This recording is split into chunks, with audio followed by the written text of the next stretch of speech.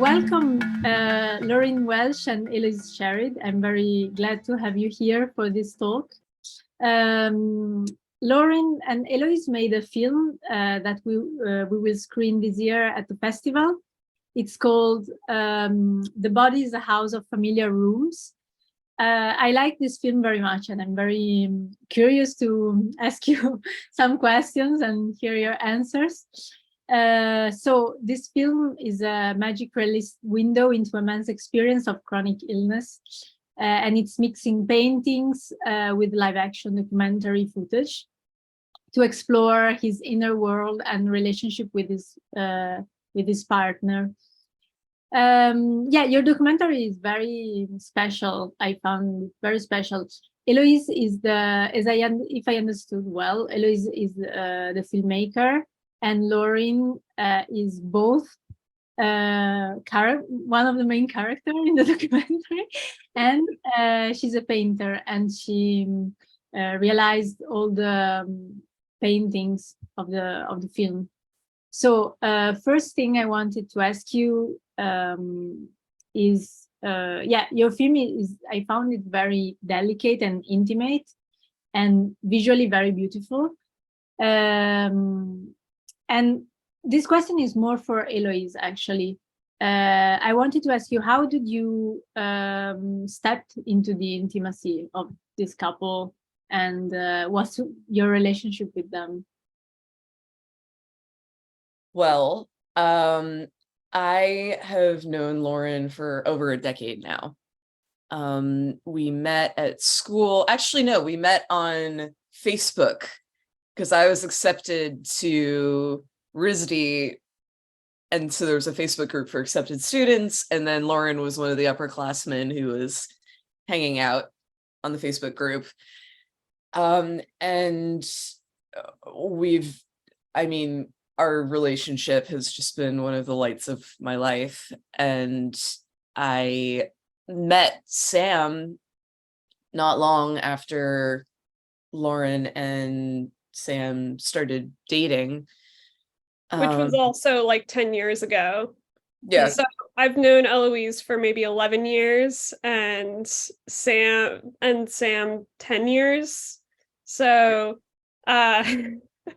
Eloise heard all of the things, all of the events, good and bad, that was happening with Sam and Sam's health and everything. And then they established a relationship, I think, like 5 years in or something like that, because we were living apart for a while.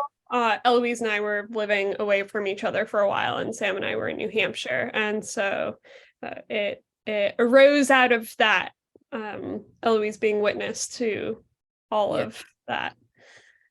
And then one thing I sort of relevant to that is the story that we tell over the film about the two of them and sort of the portrait of your relationship. I became aware of that first, but then I almost had a parallel evolution of sorry, we live in Brooklyn. I don't know if you can tell from the sirens outside my window. In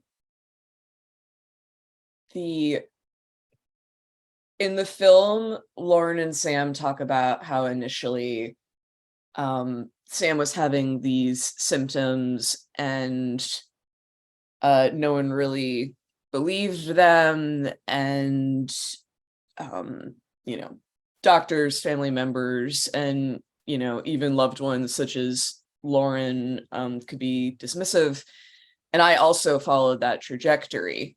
And then my understanding evolved along a similar timeline. And so to answer back to your question, I think some of the intimacy has to do with my own familiarity with the emotional trajectory, even though I'm not in the relationship. I think a lot about how that gave me a bit more inside perspective. Thank you. Yeah, I could feel that you were very, how to say, very close somehow to them. And I'm curious also to know how Sam lived this process of making this film. Yeah, with Sam, he is a very shy person. First of all, he's very likes to keep to himself a lot, is very private. Part of that comes out of being ill and that not being accepted very well, but that's also just his nature. He's a very quiet, sweet person. So our film process was I'm going to call it a long one, even though there are only it's only 10 minutes long, because we would plan doing footage with him, but it was very reliant on whether he was feeling well enough to speak or well enough to film the shots or not. And so there is a lot of there was an organic quality to the way that the film evolved and the way that the film was shaped, and that it was totally based around his capacity to do things, or where he felt comfortable and what he felt comfortable with. And that's also an ongoing thing as well.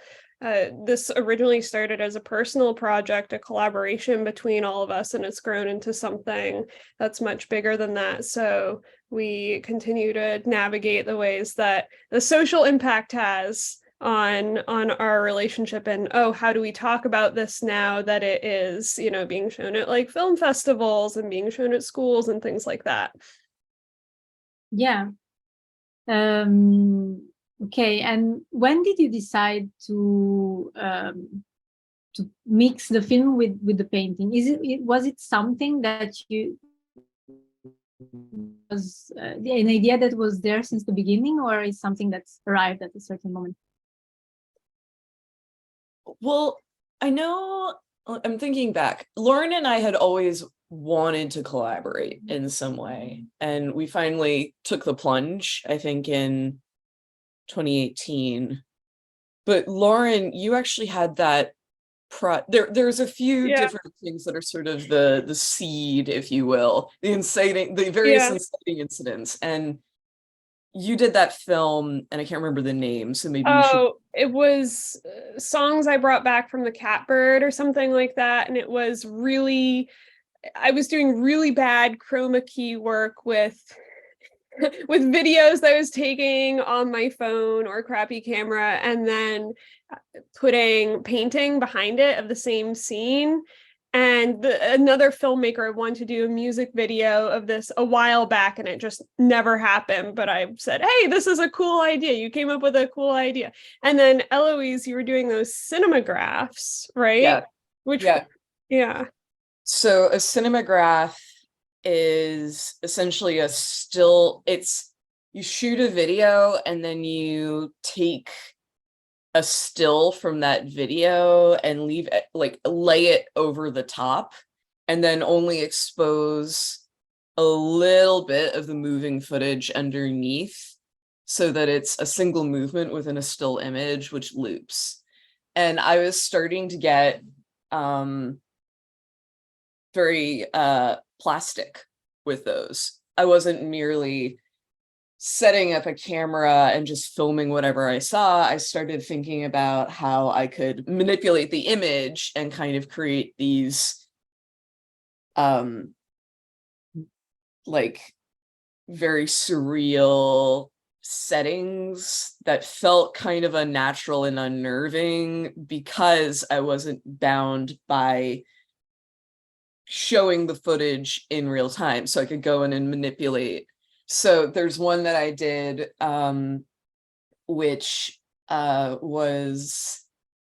it's me standing against a wall holding a votive candle, and then my shadow in the background is doing some like wild, like demonic stuff. And then there was another one which I had like I basically took my mouth wearing dark red lipstick, and I kind of put it over my eyes in the shot, and so my face was completely still, and then I had these two like mouths. It was horrifying. Yeah. Yeah. And so I think together when we went into this residency, we knew we wanted to collaborate somehow. And so we kind of ended talking about Sam was having a difficult time back in New Hampshire while we were having that residency. And I was also having a difficult time. It was just, we were there for a month and Sam was having some medical emergency or other. And then I was having medical graphic. Yeah, there was just, it was absurd. This residency was totally sidetracked by these random events, not life-threatening, just absurd, having to deal with, say, getting medications, calling the doctor. It was full of bureaucracy. And Eloise was filming it as a joke, the saga, because it was that. And so what started out as a joke was eventually, oh, we should make a film about this, about Sam going through this. And so then we started talking with Sam, and he was interested in it, and it grew from there. But that was like 5 years ago. This was in 2017, 2018, I think. I can't even remember now. So it's grown. It was a slow marathon of a project. And to maybe for this question kind of close the loop, that was when the conversations about an invisible condition began, because Lauryn was telling me a little bit about Sam was dealing with. And so when we were talking about making a film, we were looking at this idea of, well, okay, if you want to make like a standard issue-driven documentary, it's like you need to have the thing that you film, but the entire issue, like you need to film a person living their life. But the problem is that the condition is invisible, and therefore viewers would have the same dismissal and inability to visualize his life, both the good and the bad. And so we took these ideas together to figure out how we could show him literally living his life, Lauryn living her life with them, then the two of them together, and then also layer over. A part of that too, in making that decision to include the paintings, besides it being a technique that we wanted to use, was that I was painting about that, or coming to terms with painting about that, like already in my practice on canvas. And so that was a way in to figure out, okay, what makes these things worth painting, or how does this convey this experience of unstable living, or living at home in a different way than other people, an unstable body, but it being able appearing person. So these things sort of merge together over time. It all happened organically. Yeah. Yeah. Great, thank you. And yeah, actually what I felt when I watched your film is the two characters, Lauryn and Sam, are I felt you are taking care of the house. Like everything is set inside the house, and there are some scenes that when you are painting the walls, and it's really like taking care of that space. And I felt somehow this painting presence in the film was also a way of taking care somehow of the images. Like I felt, that's what, I don't know, maybe it's not something you thought about, or maybe yes, but it was my first feeling about that. Yeah. I wrote my entire thesis on this recently, so I'm really glad that you're picking up on this because it is exactly what we're going for. I think a lot in my relationship with Sam and relationship with illness is, okay, well, there's so much that's out of our control, both as person who is sick and caregiver. The only things we have control over are what we are surrounded by, our living situation, the things that we plant. Sam is a gardener. Our art, we can create art. It's an act of agency to be able to make paintings or to be able to make clay ceramics or to grow things or to repaint the house. And that taking care of the house or being present in the studio and making things is the way that we can thrive even if our bodies are not thriving. Yeah, definitely. and somehow the house, this is something that is expressed also in the title, like the house and the body are the same thing somehow, or like they are a metaphor of each other. And Yes. so yeah, that's I like this this combination because it's true that the house becomes a space that it's not just there and just external, but is more like something that you create. So like you can have an action on it and an interaction also. And yeah, that Yeah. was, I liked it. Thank you. I'm glad you're seeing these things. It's a belief that I think Eloise and I both share, that the house is an ecosystem. It's really important to have a good house. And something that Sam always said to me, even before he got sick, was that the state of his room was a reflection of the state of his mind. So messy room or dirty room is correlated, both causal and the other way around, with say feeling depressed. Like not being able to take care of the house causes depression and also is caused by depression. But then also I think as we were going, Eloise and I have this fascination with living houses. Eloise, I'm sure you can share some of our resources, inspirations. Yeah. Yeah. We have at this point a bunch of texts, we'll call them, that were like, yeah, this was pretty formative. One of them is the book House of Leaves, which is a possibly people have read it, possibly they haven't, sort of a collage book almost. It's about a family that moves into a house and then they discover that it's just a few inches larger on the inside than the outside. And that's nested within these meta narratives of an academic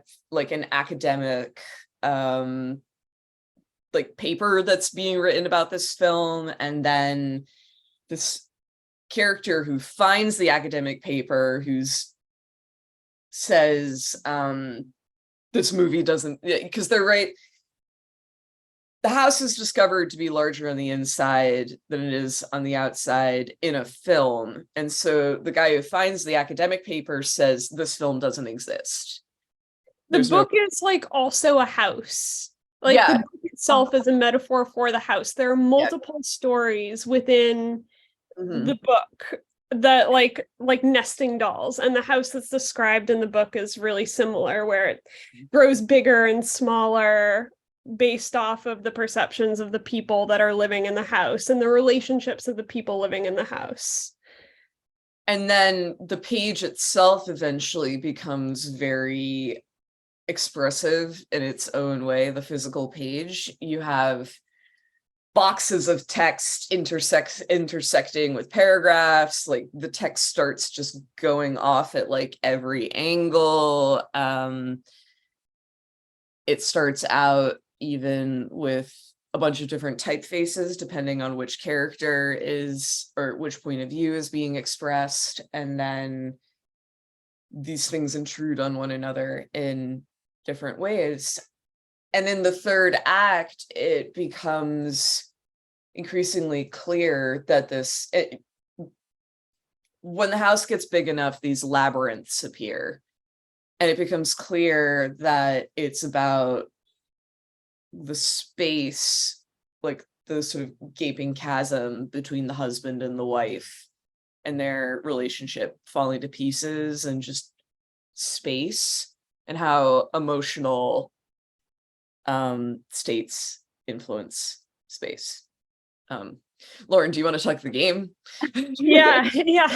So along with that, there was a game that was by the game designer Kitty Horshow, and it's called Anatomy, and it's a short game, but it's also a game within a game within a game, where it's a game that is repeated multiple times, and you're set in a house and you're supposed to find these audio tapes, and the audio tapes have these gorgeous descriptions about how the house is like a living creature, how the house is a body. I mean, it's set up as the narrative is very simple. It's a haunted house game, but it's just really beautiful, and the house degrades over time as you run through the game, and the game itself seems to degrade, and it reflects this neglect of the house, neglect of people towards the house, and so the house's body then becomes literally full of tumors and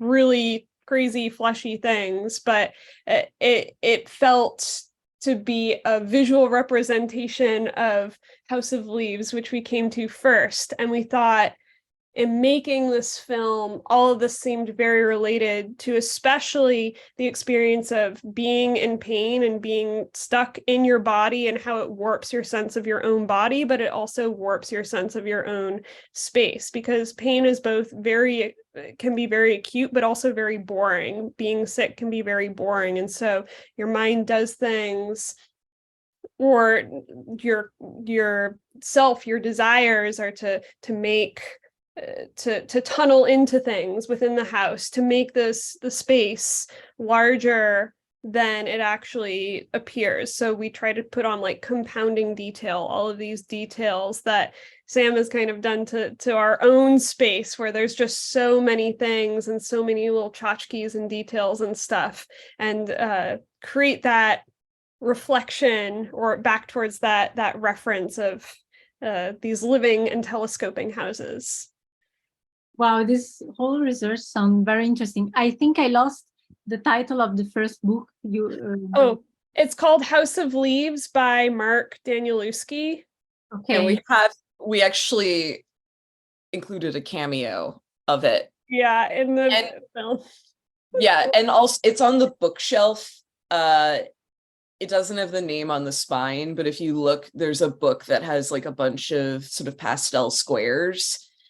And that's what the book looks like from that angle. And then on the same bookshelf, it has a bunch of Bernard books. Which are also, yeah. Which then start getting into the more loving and caring expressions of living spaces. Because we didn't only want to make a film about suffering. It's not really about suffering is a part of it, but ultimately what we came to is it's a film about love, which is so cheesy, but also love is so vast. It can be a great container for these other aspects that one goes through. It became more fitting and a better lens of expressing the film, because oftentimes a lot of these films that are about illness are very melodramatic. They follow a certain kind of framework of overcoming or something like that. It can be tentatively exploitative. So framing it through the device of love felt more comfortable, more apt, I think, and more true to the relationship. Yeah, definitely. I felt the same. Actually, I felt it's mostly about the relationship, like how these two persons are building up. I really felt this sense of creating, because it's maybe because, as I said, because of the presence of the painting, but creating the relationship, like doing an active actions actually to shape it as you want, or to find ways to find a good shape somehow. So, and yeah, I found interesting what you said, because it's something that also came to my mind, what you said about the fact that the pain is also somehow is creating probably these questions in the person, is creating these questions about like about the space in which you live, like, because of course house is the space where we live, but also our body is somehow the space where we live. And probably a person that doesn't have so many problems with his own body, like so many issues and so much pain,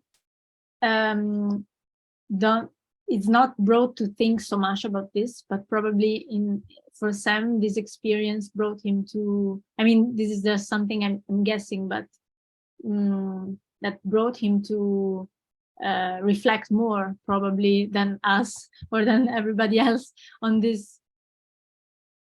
Yeah, I can't put words in his mouth either, but certainly I think being in pain and our language, especially around the body, really shifted when the pain got worse, because you're suddenly conscious of every parts of your body you didn't even know exist. When they're in pain, well, you can feel them, you know that they exist now. And so there's a certain, I think, forced mindfulness that comes up when you are in pain. I know, like with my own experiences, like it used to be very hard for me to understand as a caregiver, because when we started this film, I was, not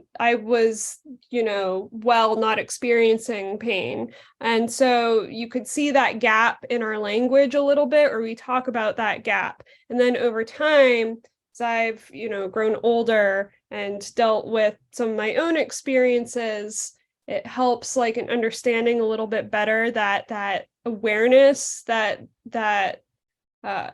built awareness that comes out of feeling parts of your body that force themselves into your existence. And I think one quote that comes up for me a lot, I think this is a Virginia Woolf quote, but I can't remember, that pain is, or not pain, being well is the absence of feeling pain, or is the absence of feeling illness. Like it's more about a like that negative than a positive. So yeah, I'm just left thinking about that a lot.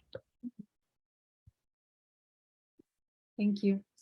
And do you have any new project together, or have you worked on something else together after this film? There's something that we have in the works right now. It's been on hiatus for a little bit because Eloise has been doing a lot of freelancing stuff, and I've been working on thesis, which has been like crazy. But we had started putting together materials for a film about mail art, MAIL, like postal art, and archiving, particularly my dad, who's been a mail artist for over 40 years, and his enormous archive of work from over, it's got to be over 10,000 artists or something, and his process of shaping this body of work, shaping all of these relationships and preserving them as he gets older. He's in his 70s, so I guess it's another film about relationships and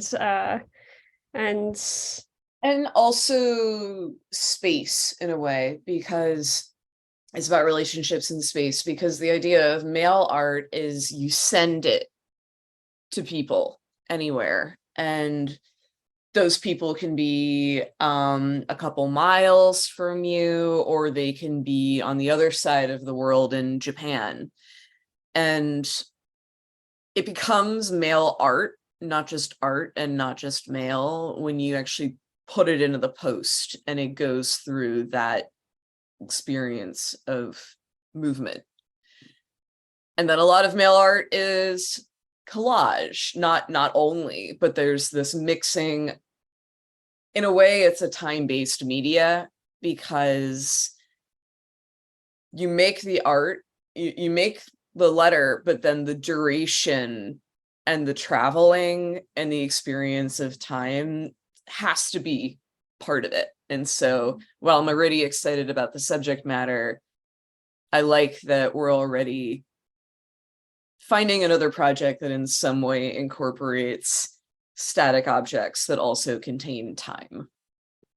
So for stylistically, we've talked about it a lot, and it's not going to be exactly like The Body is a House of Familiar Rooms. I think it's really important that the way that it's made reflects the material of the story, and this is a different story. So, but it's still, we're really excited about using different elements of collage in the process that we've built together to put this together. And we've already accumulated a lot of footage, both from Eloise and interviewing people, and some on the go really bad shots from my dad as he's dropping things off at the Smithsonian and stuff. So it's the wide expanse of materials that we've got so far already lend themselves towards collage.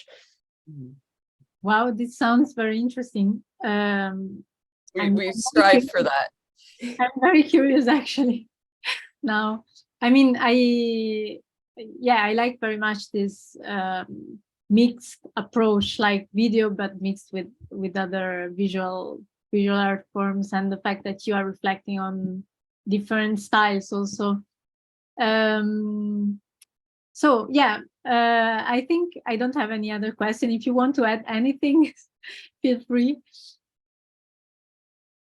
I think one thing that I've learned about this process is that and something that I've learned that I've always desired with my own work was to be beyond whatever limitations that I had. Like, I feel painting can be very limiting sometimes, and I think Eloise and I make each other better when we work together, both as artists and as people. And so I'm just very appreciative of that this film has kind of brought us together. Yeah. We were already close when we started working on the film, but I think that it's just been such a profound experience of getting to know a person, two people. And I'm really grateful for that. And yes, I would say that working on this film and working in collaboration has shaped the things that we do individually, or the things we do with other people. But I think a lot about how film is a collaborative medium, even if you're just one person with a camera cutting your own footage. You're showing things in the world, probably frequently people moving or animals or trees. And fundamentally, it's not something that one does by oneself. And I think there's a lot of toxic individualism in film. We've got auteur theory, and there's always like some big like artistic genius like helming the film. And I don't think that's the art form. And I like friendship and love, and I like a project that lets me bask in those things. Thank you for sharing this. It's very interesting, and I think also, especially for our festival, this reflection is interesting because the festival is not just a film festival; is a art festival. It was born as a literature and poetry festival, and then it opened up to other forms of art. And our idea is really to of course, to show and screen films and other performances and everything, but also to create connections between different art forms and to allow these exchanges to happen. So, because yeah, we are convinced, I am convinced also that sometimes the art forms are a bit still closed in themselves, and it's very interesting when these magic encounters happen. So yeah, thank you. I feel very close to this. Oh, thank you. Yeah, now I'm getting like a little emotional here. Yeah. We wish we could be there, and good luck with the festival as it runs. Thank you. Thank you. Yeah, I mean, you are welcome to come in the next years when you want. Yeah. And yeah, I just want to remember for those who will watch this interview before the starting of before the screening, that the screening of your film will be on Monday the 3rd. So everybody who wants to come is welcome, and I really recommend your film. Okay, so it was very nice. It was very nice to talk to you, and yeah, I'm glad also that this festival allows me at first, but everybody to create these connections with artists around the world, and hopefully we will meet in person one day. Would love that. Yes, please. Thank you.